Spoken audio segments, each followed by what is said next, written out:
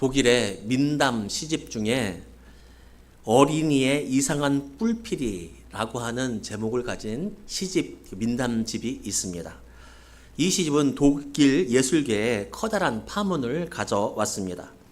시인 하이네는 이 시집에서 독일인의 심장 소리를 들을 수 있다라고 표현했고, 또 무엇이라고 말했냐면 독일인을 이해하려면 이 시집을 읽어야 한다, 이 민담집을 읽어야 한다라고 말할 정도로 정말 독일인들의 정서를 잘 표현한 시집입니다.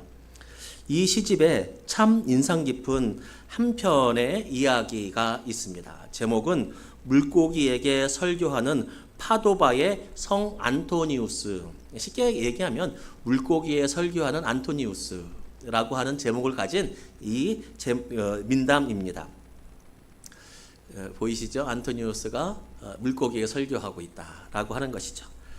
작곡가 밀러는 이 이야기에 곡을 붙였습니다. 그리고 교향곡을 만들었습니다. 교향곡. 이 민담의 내용은 이렇습니다. 옛날 아시시의 성 프란치스코, 그거 들어보셨죠? 성 프란치스코라고 하는 분의 제자가 바로 안토니우스라고 하는 분입니다. 근데 이분이 하루는 설교를 하라고 교회로 왔습니다. 교회로 왔는데 교회를 딱 도착하니까 사람들이 아무도 없는 거예요. 이 안토니우스가 설교를 하러 왔는데 아무도 없으니까 이분이 어떻게 했냐면 강으로 갔어요. 강으로 가서 거기서 설교를 합니다. 거기서 설교를 하는데 그랬더니 뱀장어, 잉어, 개, 창꼬치 등 많은 물고기들이 나와서 그 설교를 듣더라는 거예요. 그리고 이야기합니다. 야, 우리가 이런 설교를 듣다니 정말 최고의 설교다. 막 이렇게 이야기를 하는 거예요. 요 이야기를 또 노래로도 만든 거예요. 되게 흥겹게 노래로 만들었죠. 그렇게 설교 중간중간에 막 그 물고기들이 놀라고 또 기뻐하는 모습들을 봅니다. 쉽게 말하면 우리 말로 하면 물고기들이 은혜 받은 겁니다. 물고기들이 은혜 받은 이야기를 막 그렇게 재밌게 써놨고 그것을 또 음악으로도 교향곡으로도 만들었죠. 그리고 밀러는 교향곡 마지막 가사가 있는데 이렇게 밀러는 이야기하고 노래가 끝납니다. 어떤 가사로 끝나는지 한번 제가 읽어보겠습니다. 설교가 끝난 후 물고기들은 각자의 자리로 돌아갔다. 하지만 달라진 것은 없었다. 창꼬치는 여전히 도둑질하고, 뱀장어는 여전히 탐하고, 개는 여전히 굼뜨고, 대구는 여전히 탐욕스럽고, 잉어는 여전히 개걸스럽게 먹고 다녔다. 그들은 설교를 까맣게 잊어버렸다. 설교가 그들을 즐겁게 했지만 그들은 예전으로 돌아갔다. 이게 이 민담의 교향곡의 끝 가사입니다. 이 가사의 내용은 잉어나 뱀장어의 이야기가 아니라 바로 우리의 이야기, 바로 나의 이야기, 사람의 이야기입니다. 하나님의 말씀을 듣고 어떤 사람은 반응을 합니다. 또 어떤 사람은 변하지 않습니다. 여기 모인 우리는, 여러분, 여기 모인 우리는 하나님의 말씀에 반응한 사람들이죠. 아니에요? 왜 여기 오셨어요? 그 억지로 끌고 나오는 사람 없을 거예요. 제가 보니까 없는데. 준주야, 억지로 나온 거 아니잖아. 준주가 아니면 다 아니야. 여기는 준주가 자기 말로 나왔으면 다 자기 말로 나온 거거든요. 근데 뭐냐면 우리는 억지로 끌고 나온 사람들이 아니라 예수 그리스도 하나님께 예배드리야 한다. 예수께서 나를 위해 죽으셨다라고 하는 그 말씀에 반응한 사람들이란 말이에요. 다. 이게 1차적 반응이에요. 근데 이것에 반응하지 않은 사람들도 많아요. 그렇죠? 반응하는 사람들이 더 많죠. 예수가 여러분을 위해서 돌아가셨습니다. 예수님은 지금도 살아계시고 사랑하십니다. 이 말에 반응하는 사람, 하지 않는 사람들이 많아요. 1차적 반응을 안 하는 사람들. 우리는 1차적으로는 반응해서 구원은 받은 사람들. 근데 예수님, 하나님의 말씀에 반응 안 하는 사람들은 1차적인 사람들만 있는 것이 아니라 2차적으로, 1차적으로는 반응했지만 2차적으로 반응하지 않은 사람들도 있더라는 거예요. 이게 무슨 말이냐면 예수를 믿어요. 예수를 믿었는데 하나님의 말씀이 선포가 돼요. 하나님 말씀에 선포가 돼요. 그러면 그 말씀을 내가 받고서 우리의 삶에서 내 마음으로 우리의 결단으로 나아가야 되는데 그냥 듣지 않는다는 거예요. 설교가 끝나도, 예배가 끝나도 무슨 말 했는지 기억조차 하지 않고 그냥 돌아가더라는 거예요. 자기의 삶에 전혀 반응하지 않는다는 거예요. 누구처럼? 잉어처럼, 개처럼, 그렇게 반응하지 않는 사람들이 2차적 반응하지 않는 사람들이 있다라고 하는 거죠. 여러분은 이 말을 어떻게 생각하십니까? 제가 할 말, 설교 한번 잘 들으면 인생이 바뀐다, 이 말에 대해서 어떻게 생각하십니까? 예배 한번 잘 드리면 삶이 바뀐다, 이 말을 여러분 어떻게 생각하십니까? 맞는 말입니까? 틀린 말입니까? 성경을 보면 알겠죠. 성경에 보면 예배 한번 잘 드려서 변화된 인생들이, 설교 한번 잘 들으니까 변화된 인생들이 나옵니다. 많이 나옵니다. 예수님의 설교 때도 마찬가지고. 그런데 멀리 갈 것도 없습니다. 설교 한번 잘 듣고 삶이 전적으로 바뀐 사람들, 어떤 사람들이냐면 사도행전 2장 37절 41절 말씀.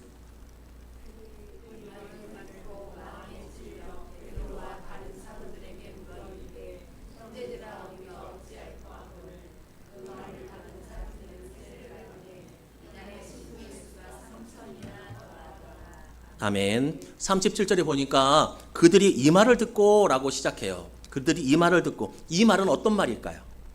이 말을 바로 베드로의 설교예요. 그들이 이 말을 듣고, 베드로의 설교를 듣고 뭐라고 합니까? 그 다음에 우리가 어찌할꼬 라고 해요. 그리고 그 뒤에 어떻게 되냐면 세례를 받고 구원을 받아요. 몇 명이나? 3,000명이나. 설교를 듣고 구원을 받았어요. 그리고 그들의 삶이 바뀌었어요. 설교 한번 듣고, 예배 한번 드리고, 자신들의 현재의 삶도 바뀌었어요. 그것도 너무 감사한 일이죠. 그러나 그 더 감사한 것은 무엇입니까? 지금으로부터 영원까지 하나님 나라에 함께 거한다고 하는, 이게 자기의 전 삶이, 영적인 삶까지도 바뀌었다는 거예요. 현재의 삶도 바뀌었겠죠. 그러나 영생을 가진 것은 더 큰 변화입니다. 자신들의 욕심에만 집착하던 사람들이 자신의 것을 내어놓기 시작합니다. 그 뒤에 나오는데 어떻게 되냐면 자신의 것을 팔아서 모든 사람들이 물건을 통용한다고 해요. 그러니까 내 거 했던 사람들이 삶이 바뀌었어요. 설교도 듣고 세례 받고 어떻게 자기 것을 내어놓기 시작했어요. 예수를 죽였던 유대인들이 이제는 예수를 위해서 죽겠다로 바뀌었습니다. 설교 한번 듣고 간절히 소망하기는, 우리 교회는 예배 전과 후가, 우리 교회는 설교 전과 후가 바뀌는 역사가 있기를 축복합니다. 축복합니다. 정말로. 오늘 본문에도 설교를 들은 사람들의 반응이 나옵니다. 반응. 오늘 말씀은 그들이 이 말을 듣고 라고 시작합니다.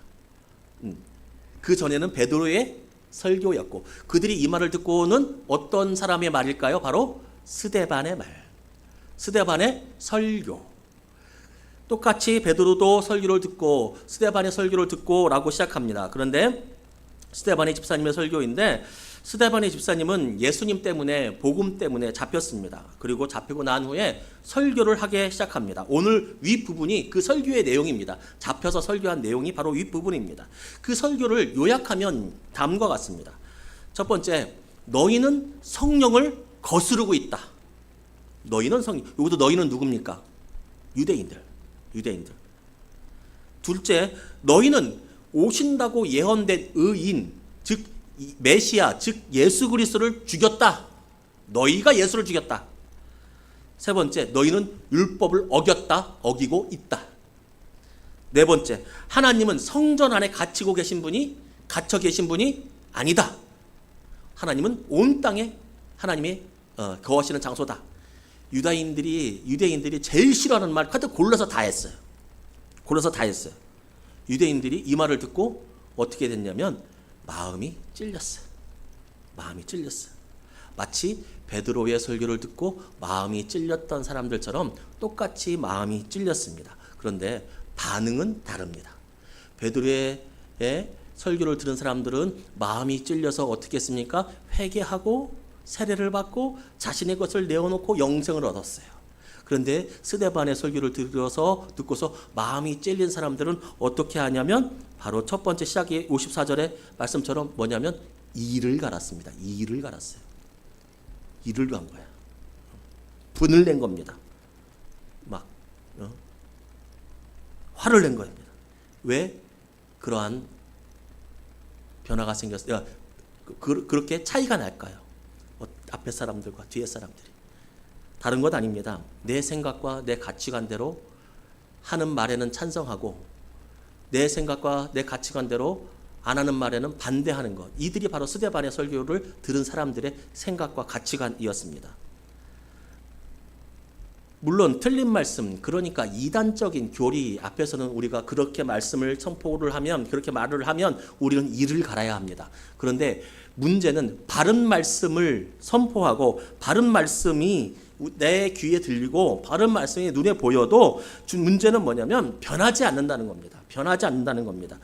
여러분, 크게 차이가 없습니다. 일을 간 사람들도 내 생각과 내 가치관과 안 맞아요. 내가 커왔던 그런 유대교 사상하고 안 맞아요. 그러니까 자기가 살아왔던 생각하라고 안 맞아요. 그러니까 그 틀린 말을 하니까 뭐를 하냐면 일을 간 거거든요. 근데 이거하고 밑에 있는 밑바닥은 똑같아요. 하나님의 말씀이 선포되고 순종하는 사람이 있고 순종 안 하는 사람들이 있는데 순종 안 하는 사람들은 왜 안 하느냐? 내 생각하고 다르니까 안 하는 거예요. 내 생각하고 다르니까.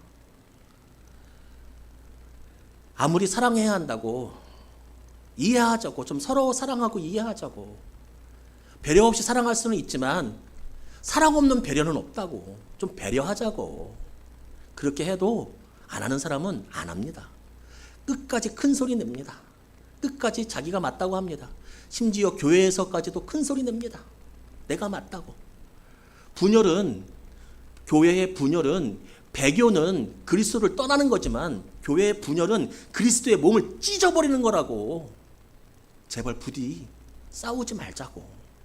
진리 아니면 싸우지 말자고. 그렇게 해도 싸울 사람은 싸웁니다. 전도 좀 하자고. 한 분씩 해서 우리 예배자 50명 기도 제목 놓고 평균 50명 기도 제목 놓고 가자고 해도 어떤 사람은 하고 어떤 사람은 안 합니다.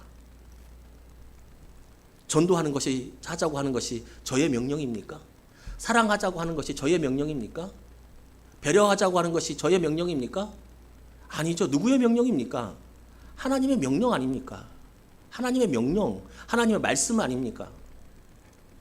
각자의 자리에서 예배자로 살아가자고. 그리고 예배 자리 기억해서 예배하러 나오라고. 하나님 기억해서 나오라고. 그리고 예배 시간에 집중하라고. 여러분, 그것이 저의 명령입니까? 저의 목회적 방침입니까? 여러분, 좋습니다. 목회적 방침은 저도 바꿀 수 있고요. 여러분들에게 저에게 건의할 수도 있습니다. 물론 결정은 제가 하겠지만, 물론 경청하겠지요. 목회적 방침은 바꿀 수 있습니다. 그런데 사랑하자고 하는 이야기를 제가 바꿀 수 있습니까? 전도하자고 하는 이야기를 여러분의 의견을 따라서 제가 바꿀 수 있습니까? 없습니까? 여러분들이 투표해가지고 전도했으면 좋겠는 사람 손들어 보세요. 전도 안 해도 했으면 좋겠는 사람 손들어 보세요. 아, 전도 안 하는 사람들이 2표 더 많네요? 그러면 우리 교회는 이제 앞으로 전도에 부담 없는 교회입니다. 이렇게 해야 됩니까, 제가? 그럼 그게 그리스도인입니까? 아니죠. 하나님 말씀이면 지켜야죠. 아멘. 하나님 말씀이면 지켜야죠. 반대로 예수님께서 서로 사랑하라고 하는 말씀을 듣고 사랑하면 인생은 달라집니다. 내 몸과 같이 다른 사람도 이해해 보려고 하면 인생은 달라지게 되어 있습니다. 다른 사람에게 배려하려고 하면 인생은 달라지게 되어 있습니다. 여러분, 얼마나 덥습니까? 얼마나 덥습니까? 근데 그 불 앞에서 아침부터 나와서 음식을 해요. 음식을 한다고요. 그러면 그분들이 식사하고 가세요 라고 하면 그 정말 감사의 표시라도 좀 하고, 밥 먹으면서도 감사의 표시라도 좀 하고, 그래야 된다는 거예요. 목회자도 마찬가지고요. 목회자가 여러분들에게도 마찬가지고, 다른 예배위원들도 마찬가지고, 하나하나 서로 배려하면서 사랑하면서, 아, 나는 못했는데 저분은 하시네 라고 하면서 정말 다른 사람들을 위해서 살아가는 그 공동체가 되면 달라지게 되어 있습니다. 달라집니다. 달라집니다. 하나님 말씀을 듣고 작은 것 하나라도 결심하고 삶의 실천으로 열매 맺는다면 그 인생은 하나님이 기뻐하는 인생으로 바뀌게 되는 줄로 믿습니다. 아니, 믿습니다. 아니, 바뀌게 됩니다. 그냥. 바뀌게 됩니다. 하나님이 기뻐하시면 가만두겠어요? 하나님이 기뻐하시는 삶이 되면 가만두겠느냐고요. 어떠한 방식으로든 하나님이 우리에게 은혜 주시지 않겠습니까? 무엇보다 하나님께서 우리에게 주시는 가장 큰 은혜는 무엇입니까? 하나님이 나와 함께 하심을 늘 느끼며 살아가는 거죠. 기쁠 때나 슬플 때나 잘 될 때나 못 될 때나 하나님이 여기 계시면 늘 느끼게 살아가는 게 최고의 복은 그거더라고요. 최고의 복은. 부디 오늘 본문에 나오는 유대인들처럼 하나님의 말씀을 귓등으로 듣지 마시고 오히려 뒷등으로 듣는 것을 넘어서 이를 갈지 마시고. 근데 밑에는 똑같아요. 밑에는 똑같아. 내 성격 못 버리는 거야. 밑에는 똑같아요. 근데 표현이 좀 다른 거죠. 하는 사람은 그냥 들은 척 만척이고 한 사람은 막 화를 내고 조금 더 나빠지지요. 근데 보세요. 하나님 말씀을 귓등으로 또 안 듣는 사람, 이 사람이 이를 가는 사람보다 그래도 좀 낫죠. 근데 신기한 게 뭔지 아세요? 오늘 처음에 나올 때 이 사람들이 하나님 말씀을 자기대로 안 들으니까 이를 갈았어요. 근데 이 사람들이 나중에 어떻게 변하는 줄 아세요? 스데반을 죽여요. 돌로 쳐서. 하나님의 말씀을 이를 갈았어요. 근데 거기에 멈추는 게 아니라 죄는 날마다 자라나서 어떻게 되냐면 하나님을 대적하는 일까지 가요. 그냥 거기서만 멈추면 좋겠는데 그나마 그냥 하나님의 말씀을 귓등으로 듣는 거로만 하나님 말씀을 오늘 설교 말씀을 통해서 그리고 성경 말씀을 통해서 찬양 가운데 하나님의 뜻 가운데서 내가 느꼈어. 그러면 내가 그것을 삶에서 순종을 안 해. 그럼 거기에 멈추면 좋겠는데 죄는 자라나서 거기에 멈추지 않는다고요. 그러면 어떻게 되냐? 이 사람이 나중에는 하나님 말씀에 이를 갈아요. 설교 시간에 좀 내가 듣기 싫은 소리를 하면 이를 간다니까요. 아니, 없을 것 같아요? 교회 다니는 사람 중에 하나님 말씀 선포되면 아이 왜 저런 말씀을 목사님은 하셔? 라고 하는 사람 없을 것 같아요? 있을 것 같아요? 있어요? 없어요? 너무 무섭게 물어봤어요 제가? 있을까요? 없을까요? 나도 갑자기 막 있을 것 같아갖고 막 화가 나서 그래. 설교를 왜 저렇게 하지?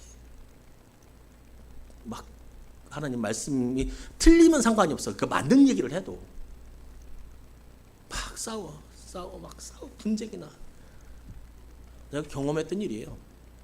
싸워 막 분쟁이 나. 젊었을 때 20대 때 교육전사 님 할 때 싸워. 목사님이 올라와 설교를 했어. 여러분 그러지 맙시다. 우리가 좀 화해합시다. 사랑합시다. 설교하고서 끝나고 목사님은 왜 쟤들 편 드냐고. 이쪽에서는 목사님은 왜 쟤들 편 드냐고 서로 편 든다고. 거기까지는 우리는 안 갔죠. 귓등으로 듣는 거는 갔어요 안 갔어요? 하나님 말씀 잘 순종해요? 해요 안 해요?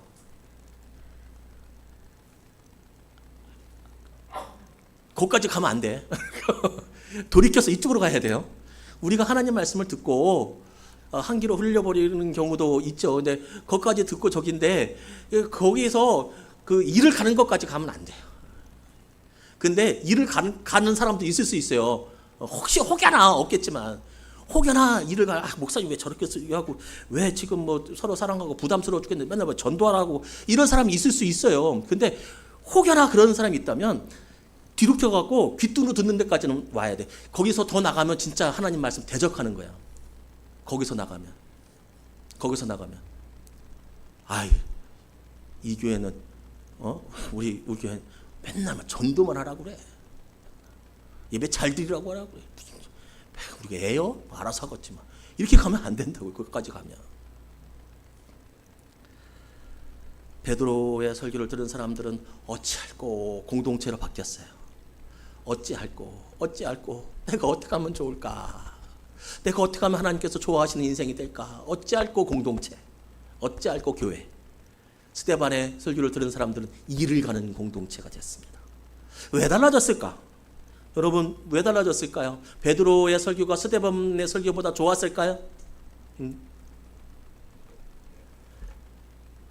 물론 그 부분도 염두에 둘 필요가 있습니다. 그러나 제가 읽어보니까 그렇게 차이가 나지 않아요. 둘 다 복음적인 설교예요. 읽어봐도 실제로 제가 읽어봐도 그렇습니다. 그리고 제일 큰 특징이 뭔지 아십니까? 제일 큰 특징? 둘 다 똑같이 예수를 너희가 죽였다라고 얘기했어요. 예수를 너희가 죽였다. 예수가 그러니까 이 얘기를 듣고 어떤 사람은 회개를 하고 어떤 사람은 이를 갈고 막 이렇게 됐다는 거예요. 같은 설교를 듣고 삶이 바뀌고 어떤 사람은 같은 설교를 듣고 삶이 바뀌지 않습니다. 그렇습니다. 그렇죠. 중요한 것은 무엇입니까? 하나님의 말씀을 간절히 기다리며 순종하겠다고 하는 거룩한 의지. 예배에 집중하라고 하는 게 뭐예요? 그거 아니에요? 하나님의 말씀이 나에게 딱 오고 내가 그 말씀을 들리면 내가 순종하겠다고 하고 내가 집중하는 거예요. 아침에 교회 나올 때 내가 오늘 이 예배에 분명히 하나님의 은혜를 내가 체험하고 가겠다라고 결심하고 결단하고 예배방 안에 들어오는 것. 이거예요. 마음을 여는 거예요. 집중하고. 그러면 예배 전과 후가 바뀌게 되어 있습니다. 바뀌게 되어 있습니다. 1980년도 대학 가요제가 있었습니다. 1980년에 대학 가요제. 1980년에 20살이었던 분. 계산이 안 되는 분. 1980년에 한 20살, 20대 우리 사역자 예배 때 조윤호 권사님 21살이었대요. 21살. 이제 그때 20살, 요 시대, 20대 요럴 때는 이제 가요에 관심이 많으니까. 혹시 아십니까? 1980년에 대학 가요제 은상을 받은 팀. 그 팀이 이름이 뭐냐면 샤프라고 하는 팀이었어요. 샤프라고 하는 대학생 팀이었어요. 그 사람들은 몰라도 여러분 이거는 알걸요? 제목 거기서 은상을 받은 제목 연극이 끝난 후. 이건 아세요? 전 알지. 그래 얘도 하면 다 하는 거야지 뭐. 어떻게 한번 해봐. 연극이 시작 해봐. 사춘기야? 아 맞아 쟤는 사춘기인데 고맙다. 그래도 사춘기인데도 우리 또 고기라도 끄덕거려 주셔. 사랑한다. 우리 치연이가 저 생일 받았다고 카톡을 보냈어요. 나 깜짝 놀랐어요. 나는 진짜 뒤집어지는 줄 알았어. 아유, 이 자리를 빌어서 깊은 감사의 말씀. 연극이 끝난 후 이렇게 연극이 끝나고 난 뒤 이렇게 하는. 근데 그 가사를 한번 제가 읽어볼게요. 연극이 끝나고 난 뒤 혼자서 객석에 남아 조명이 꺼진 무대를 본 적 있나요? 음악 소리도 분주하게 돌아가던 세트도 이제 다 멈춘 채 무대 위에 정적만이 남아 있죠. 어둠만이 흐르고 있죠. 어떤 것을 노래합니까? 연극이라고 하는 화려하고 스포트라이트가 비치고 막 음악이 빵빵 터지고 사람들이 박수를 치고 같이 연극했던 동료들하고 막 으쌰으쌰 하고서 막 성대하게 연극을 다 치렀어. 그래서 연극이 딱 막을 딱 내리고 관중들은 돌아가고 조명은 꺼지고 옆에 있는 동료들도 이제 없어요. 각자의 자리로 돌아갔어. 그 위에 자기 혼자 덩그러니 앉아 있어요. 그때 찾아오는 공허함, 그때 찾아오는 고독감, 그걸 노래하는 거죠. 그 인생을 조금 비유한, 아무리 화려해도 결국엔 혼자 외로워할 수밖에 없다. 그거를 표현한 가사입니다. 귀하고 복되신 여러분, 예배가 이래서는 안 됩니다. 예배는 이래서는 안 됩니다. 설교가 끝난 후에 공허함이 있으면 안 됩니다. 감동과 깨달음과 결단과 열매가 있어야 됩니다. 내 생각에 맞든 안 맞든 내 생각하고 내가 동의를 하든 안 하든 하나님 말씀이면 내가 지키겠다라고 하는 결단이 있어요. 쉽게 말하면 성령 충만. 성령 충만이 뭐예요? 감정이 북받침이에요. 막 방언을 하고 막 와 이거 그거예요. 그 전부예요. 그래 내가 요즘 순종을 너무 못한 것 같다.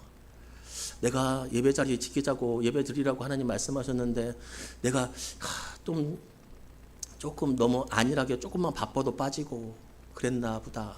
이제는 조금 더 정말 예배 한번 잘 드려보겠다. 이거 성령 충만이에요? 아니에요? 내가 우리 교인들하고 있을 때 너무 내 고집대로 내 목소리를 좀 크게 낸 것 같다. 지난주에 하나님 내가 안 그래야겠습니다. 이거 맞죠? 내가 집에 가가지고 우리 가족들한테 조금 친절해야겠다. 왜? 쟤들이 교회 안 나오니까 어떻게든 전도를 해야 되니까. 성령 충만이에요, 아니에요? 연극이 끝난 후에 공허함이 우리한테 몰려오면 안 돼. 그러니까 쉽게 얘기하면 공허함까지 안 가더라도 아무 생각 없이 또 아무 생각 없이 나가면 안 돼요. 안 돼요. 오늘 말씀 보니까 수많은 청중들이 듣고 있었습니다. 수많은 청중들이 있었고 그들이 설교를 듣고 다 이를 갈았어요. 아주 그냥 우리 같은 것보다 더 적이야. 아주 이를 갈고 있었어요. 근데 성령 충만한 사람이 한 명 있어요. 한 명. 그 사람의 이름이 바로 스데반. 스데반이 자기가 설교하고 자기가 은혜를 받았어요. 성령 충만해졌어요. 여러분, 설교자라서 스데반이 은혜 받은 것 같습니까? 그런 거 아닙니다. 그런 거 아닙니다. 왜냐하면 설교자는 자기의 말을 하는 게 아닙니다. 그죠? 설교는 그래서 뭐라고 보통 우리 기독교 전통에서 말합니까? 선포된 하나님의 말씀이라고 하잖아요. 그러니까 설교는 하나님의 말씀을 선포하는 겁니다. 그렇죠? 그러면 하나님의 말씀이 선포되는 거니까 저는 안 들어도 돼요. 저도 들어야 돼요. 그렇죠? 하나님 말씀이 선포되면 저는 여기에 있지만 귀는 저기에 있어서 그 말씀에 저도 아멘 해야 돼요. 이거 못하니까 목사님들이 자꾸 욕먹는 거 아닙니까? 솔직히 저도 그렇고 뭐라고 욕먹습니까? 말씀은 저렇게 하고 행동은 저렇게 하신다고 합니까? 안 합니까? 누가 한다고 했든 그래요. 내가 선포를 하면 나도 들어야 되거든요. 그런 의미로 본다면 스데반도 한 명의 청중이라고 본다면 수많은 사람들이 예배드리고 수많은 사람들이 설교를 들었는데 거기서 은혜 받은 사람은 몇 명이라고요? 한 명이에요. 자 보세요. 우리 교회 여기 한 300명 모였어요. 한 명 모였는데 여기서 은혜 받은 사람이 한 명이면 좋은 거예요? 나쁜 거예요? 스데반처럼 은혜 받은 사람이 한 명이면 저는 다르게 물어볼게요. 여기서 오늘 설교가 끝나고 은혜 받은 사람이 한 명이 있어. 그래서 저한테 와서 정말 은혜 받았습니다라고 말해서 은혜 받았습니다. 한 명이 있어. 그럼 저는 좋아해야 되는 거예요? 안 좋아해야 되는 거예요? 제가 스데반이야. 내가 설교를 했어. 근데 한 명이 은혜 받아서 좋아해야 되는 거예요? 안 좋아해야 되는 거예요? 그렇죠? 어떤 부분에서는 한 명이라도 성령 충만한 거잖아요, 지금. 근데 목회자는 아니에요. 기도는 그렇게 하는 게 아니에요. 우리 수요일마다 뭐라고 기도하는 줄 아십니까? 쫙 부르면서 여기에 나올 수 있도록 우리 성도님들의 여건과 환경, 건강, 믿음도 챙겨주셔서 주일 예배에 나올 수 있도록. 우리 교회는 예배 한 번이니까. 그리고 나오신 분들이 모두가 다 은혜 받고 돌아갈 수 있도록 기도해요. 한 명 은혜 받은 거 여러분 그래도 한 명이라도라고 생각할 수 있겠지만 여러분 그렇게 교회가 돼서는 안 됩니다. 그게 목표가 돼서는 안 됩니다.